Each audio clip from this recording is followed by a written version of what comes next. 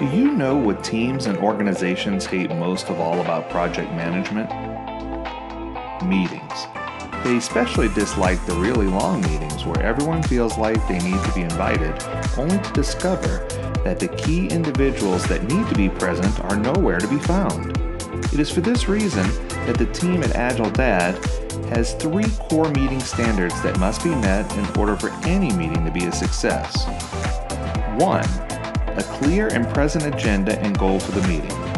In order for the meeting to happen, it must have a clearly defined agenda or purpose and a clearly represented goal or output for that meeting. 2. The meeting must also have the correct audience. Too often we find that people feel they need to be invited to every meeting when in fact their presence at the meeting can nearly shut down an entire meeting or be a distraction. Too many people, or not the right people, has been an issue for as long as I have been an Agile coach. 3. A short time box with clear deliverables. When meetings run long, people become disengaged and disheartened. Teams and management love for meetings to be quick and clear with an actionable deliverable. For part 2 of this 3-part AgileDad University web series on estimation, we're going to focus our attention on these 3 standards. How do we stick to a clear agenda, invite the right people, and have an accurate forecast happen all in a very short, concise meeting? In most organizations we have worked with in the past, there are 2 types of teams we have encountered that do estimates. Team A is always reaching for a stretch goal and frequently adding items into an already overcrowded sprint or release plan in an effort to impress management and show improvement sprint over sprint while entirely focusing only on output. Team B works hard to figure out as a team how much work really does fit inside of a sprint. They often will drop an item if they truly believe is at risk, but consistently finish the same number of complexity units each sprint. As a manager or organizational leader, which team do I prefer to work with? The answer is clearly B, all day long. Why, you ask? They are predictable. Predictability yields an ability to forecast for releases, projects, and products. While Team A may be pushing themselves to the outer limit of what they feel they can achieve from a performance perspective, Team B is consistently delivering high-value work without emphasizing pushing the outermost boundaries. They are approaching the work with an understanding that achieving the best outcome with as little output as possible is the key to success. Less is more, and predictability is king. The larger problem we run into is the fact that most teams are still focusing on time-based estimation. In the first video in this estimation series, we learned that the best estimates are based on relative complexity and not time. The best estimates in the world are the ones that come from gut-based complexity instead of analysis paralysis. If you've ever taken a test before, spelling, math, history, science, even the ACT or the SAT, they all give you similar pre-test advice. Use your gut instinct often. It will reveal the best answer. The items that you spend the most time on are often the ones that you most get incorrect. The first answer is often the best answer. I already know what you're thinking. How can we prove this theory to be true? How can we show that rapid planning really does yield better estimates? There actually is an easy way to test this in practice. We start by taking work that has been completed by a team in the previous 3 sprints and creating physical story cards, either on sticky notes or index cards. We need to be careful to only include the title and description of the completed work on each card. Next, we take a small bucket or box and mix these cards up pretty well.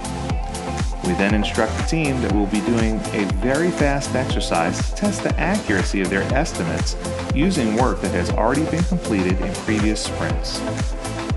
We can dump out the cards and tell the team that they have only a few seconds to identify a single story card that they feel is small in size or scope. Once they have identified a benchmark item that is small, we instruct the team that they collectively have only a few moments to get all the other cards onto a wall in their correct associated t-shirt size column compared to the benchmark small item and compared to each other. We make certain to remind the team that they do not have time to go into in-depth discussion about any one item and that their focus should be solely on getting each card into the correct column. We also remind them that if they approach the estimation wall and feel like a card has been placed in an incorrect column, it becomes their responsibility to move the card to the correct column. Once time has expired, I give the team an extra moment to make certain all of these estimates are indeed 100% correct. Prior to using these items for the exercise, we had the teams keep track of how long it took to complete each of the items present in an attempt to get estimates more solid and accurate. We now use the time that we collected for each item to complete an illustration how this compares to the t-shirt sizing. When we start to display the times associated with each item in each column, we clearly see that the time to complete each item are simply all over the place. This reinforces and is a result of people having differing tools and skill sets needed to complete the work.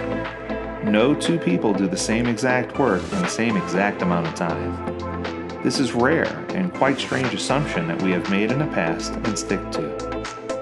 Once the team can clearly see that time simply does not equal size, we erase the times for completion from each of the cards and focus our attention on the t-shirt size being equal to a value from the Fibonacci scale, where extra small equals 1, small equals 2, medium equals 3, large equals 5, and extra large equals 8. Once each card is correctly labeled in its associated column, we move the cards down into 3 piles based on which sprint that item belonged in. We finally add the story point values for each card and total each stack. Presto! Each of the 3 stacks are very close in summation when added together. This is the team's velocity. This exercise helps the team see that regardless of who does the work, the complexity of the work remains the same, while the time to complete each item continues to vary.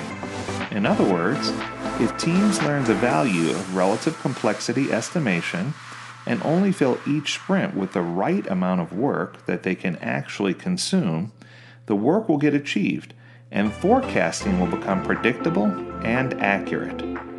Now that we have mastered why we use relative complexity-based estimation and the importance of using gut check estimates as opposed to a long drawn-out process, we can more accurately portray the work that will be done and focus our efforts on optimizing this work at later backlog grooming or refinement sessions. We need to remember our goal in this meeting is not to be perfect. Our goal is to simply be accurate. Our next session will focus on the importance of team consistency and how to leverage rapid release planning to get all of your teams focused and on the same page when it comes to scaling estimates across an organization. I hope this information was useful to you. Please feel free to subscribe and leave a comment below telling us more about what techniques you use to enhance your Agile estimation practices. To learn more about this topic or how you can leverage AgileDad coaching and training within your organization to better your Agile implementation, feel free to visit us at AgileDad.com or call us at 866-94-AGILE. You could always also send us an email to learn more at AgileDad.com. Thanks for watching, and we look forward to hearing from you soon.